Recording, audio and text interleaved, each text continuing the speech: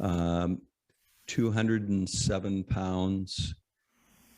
So with that in mind, you want to be able, you're going to have a place to store stuff. You're going to have a place to put a door. Uh-huh. You'll want a Preferably on couple. one of the walls, I would assume. Yes. Yes, yeah. Yes. A couple of windows if possible. Yeah, also on the walls? Yes. Yes, yeah. Yep. Staying with that. Yeah. And you still want room to be able to, how would I phrase this? Eat. Eat, right.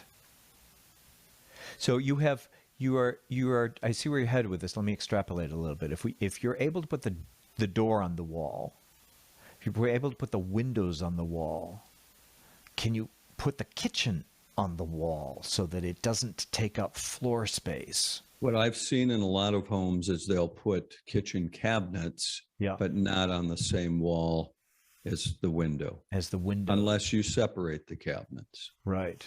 Right. And would that include the appliances? I know there are things like Murphy beds where the bed actually folds up, and during the Yes. day it's on the wall and it will fold down at night. Or there's a Murphy desk, the equivalent of it, so that it will fold down and you can sort of do this. Would you advocate?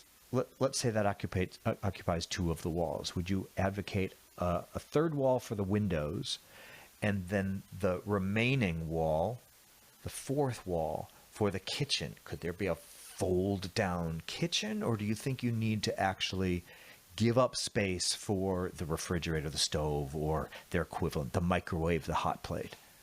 If you're going to give anything up, I would say avoid, if you can, the fold down kitchen.